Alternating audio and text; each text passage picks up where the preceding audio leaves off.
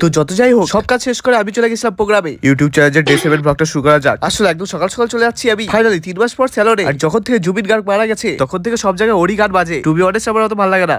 যাই হোক রাস্তার কাছে দাঁড়িয়েছিলাম, তখনই দেখি দেবর এসে দাঁড়িয়ে আছে। এই দেখো দুই বন্ধুর মিট আপ। আর স্যালন থেকে আমাদের প্ল্যান হলো যে এখান থেকে চুল কাটা কমপ্লিট করে আমরা শিলিগুড়ি কলেজে যাবো প্রোগ্রাম দেখতে। কিন্তু শেষমেশ চুল কাটা কমপ্লিট হয় বিকালে। কে বলবে আমরা সকাল 10টায় আসছিলাম।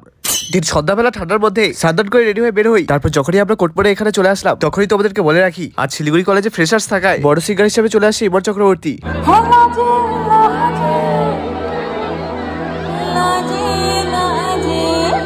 বলতে গেলে এই কনসার্টে সবার থেকে অল্প কম মজা পেয়েছি, কারণ ইমন চক্রবর্তীর কনসার্ট আমি আগেও দেখেছি আর যেখানে ছিল আমার দেখা বেস্ট স্টেজ। যত যাই হোক তোমাদের ব্লগার তো মজা করলো, কিন্তু ঝামেলাটা হয়ে গেল শুধু বাড়ি যাওয়ার সময়, কারণ রাস্তায় ছিল এত জাম যে জামের মধ্যে ব্লগটা করতে লাগলো। দেখা হচ্ছে পরের ব্লগে, বাই।